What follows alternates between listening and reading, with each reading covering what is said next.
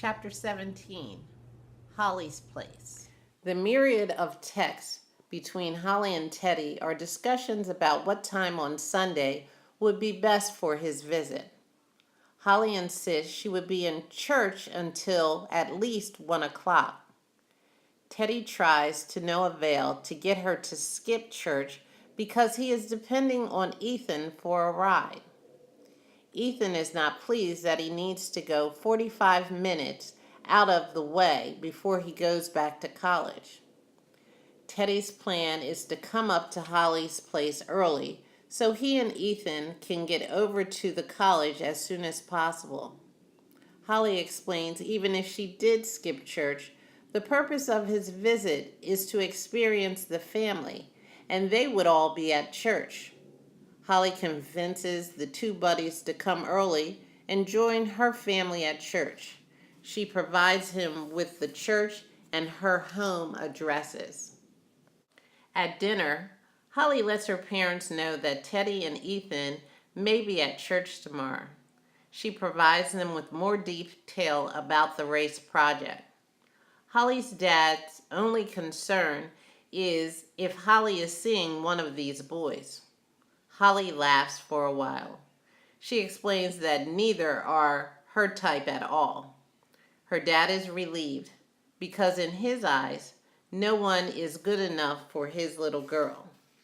But her mother knows to ask if there is someone at college she may be interested in. Holly smiles a little, but doesn't say anything. As the Woodwards arrive at church, they are greeted with hugs and brief conversations from other members of the church. Holly's dad, Harold, is a trustee, so he is already at church. Holly hangs outside for a bit, hoping to see Ethan's Jeep pull up. The choir begins to sing inside, so Holly goes in and joins her parents, who are sitting with Willow and Wesley. Each time the usher opens the door for latecomers, Holly turns around and hopes her two college mates have arrived. Unfortunately, the minister is concluding his sermon, and there is no sign of Ethan and Teddy. The choir sings the last song as the minister walks to the back of the church. The usher opens the door, and Ethan and Teddy are standing there with their hands down folded. Both are well dressed and look like innocent, polite young men. The minister says the benediction and the congregation is dismissed. As the members walk out shaking hands with the clergy, some are welcoming Ethan and Teddy. Finally, Holly gets through the line to get to her friends. Ethan apologizes for being late and blames it on the traffic. Willow and Wesley meet up with Holly and her friends. A few moments later, Holly's mom comes up and introduces herself and invites the young men to dinner. Ethan eagerly accepts since he doesn't get home-cooked meals very often. Mom and Willow are the first to leave church. Dad stays to help count the church tithes and offering. Holly waits for the guys to get in their Jeep and follow her to the house. Holly pulls up in front of her parents' home, very close to the neighbor's driveway. Ethan and Teddy park right behind her. The house is a 2-story colonial with vinyl siding. Inside the door is a foyer where Holly opens the closet and provides 2 hangers for her guests to hang their coats. She invites them in the family room to take a seat while she and Willow help her mother prepare the dinner. Meanwhile, Wesley is keeping them entertained with all his toys he has pulled out of his toy box. The box is located behind an old leather recliner that Poppy used to relax in. The preparation for dinner is very swift. Willow and Holly extend the breakfast table to accommodate everyone. Dad is walking in the house as Holly is setting the table. When Dad reaches the kitchen, he sees the 2 young men. Holly makes the introductions and then Dad shows them the half bathroom to wash up for dinner. Dad says grace, and then everyone eats. Wesley stares at the two strangers at the table. He pulls on his mother's dress and quietly asks, "Are they brothers?" Everyone can hear and they all laugh. Teddy tells Wesley they are fraternity brothers. Wesley has no idea what fraternity means, but shakes his head in agreement. Ethan tells Wesley he looks like he did when he was a little boy. Wesley smiles bashfully as he puts his head into his mother's side. As everyone continues to eat, both Teddy and Ethan get second helpings and are very complimentary to Mrs. Woodward in the process. When Wesley finishes, he heads for his toys in the family room, and Willow follows him. Ethan excuses himself from the table and takes his plate and glass to the kitchen sink. He eyes Teddy to get started with his project so they can get on the road soon. "Mr. and Mrs. Woodward, thank you so much for dinner," starts Teddy. "As you know, Holly and I are partners in sociology class, and we have this race project." "Yes," she told us. "I know you guys need to go soon, so you should start asking your questions," suggests Mrs. Woodward. Holly gets up and starts putting food back into the refrigerator and clears the table of dishes. Meanwhile, Ethan is over in the family room playing with his new friend, Wesley. Teddy seems a bit nervous and thinking how to start the discussion. "So, politically, Mr. Woodward, what do you think about the new president, Trump?" starts Teddy. "Well, I voted for him," replies Mr. Woodward. Everyone stops in their track. Willow and Ethan look over in Mr. Woodward's direction, and Holly stops cleaning up the kitchen. "I own a plumbing business, and I like Trump's tax plan. I also voted for Romney 4 years ago. But I did vote for Barack Obama in 2008. "Really, Daddy? You voted for Trump?" asked Holly. "What about you, Mom? Did you vote for him?" "No, honey. Trump is a little too disrespectful for me.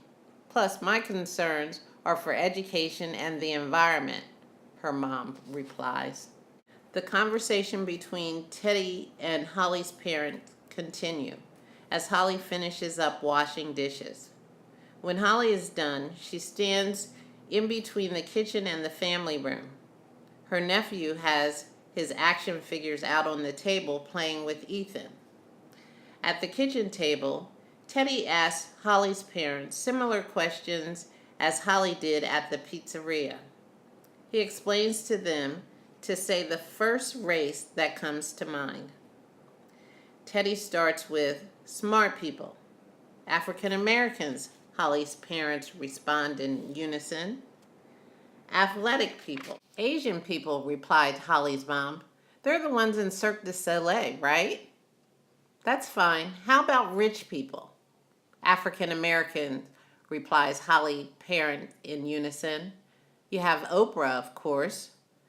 Then the first American female millionaire was Madam C.J. Walker, and the richest person ever to live is Mansa Musa, the African king," clarifies Harold. "Okay, what about criminals?" "Killers and thieves. It's hard to say. Who does all that hacking?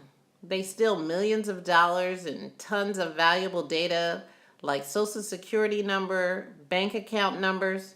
I don't know what race they are because they do it on the computers in the privacy of their homes. I really don't know. Let's see, other criminals would be serial killers, Ponzi schemers, drug traffickers, sexual predators. I don't know. I'll have to pass on that one. People who like rap. Young black males, offers Dad. I personally don't like rap with the cursing and N-word. It is very demeaning. I agree. It's ridiculous, adds Mom. Teddy moves on to the next group. Attractive people. African Americans, the Woodwards say loudly in unison. My daughters are the most beautiful young ladies in the world, only second to their fine mother. Dad gets up and kisses his wife and blows air kisses to his daughters. Teddy figures on that note he will wrap up the conversation so he and Ethan can get back on the road. He thanks the Woodwards and walks over to the family room. Teddy suggests Holly can follow them back to school in her car if she wants. She indicates she is leaving tomorrow morning since her first class is not until the afternoon. They both stand in the family room and watch Ethan playing with Wesley. This is you, Ethan, Wesley says as he walks the action figure around, emulates it shaking, and then falling to the table. Oh no, it's looked like I was dancing and then I fell out. I didn't die, did I? Asks Ethan in a playful voice. Wesley looks in the direction of the recliner for a few seconds, then smiles at Ethan. No, you didn't die. You're going to be all right. Okay, good. Well, it was nice playing with you, Wesley, but I have to go now. Okay, bye. Wesley goes over to Ethan and gives him a tight hug. All right, little buddy.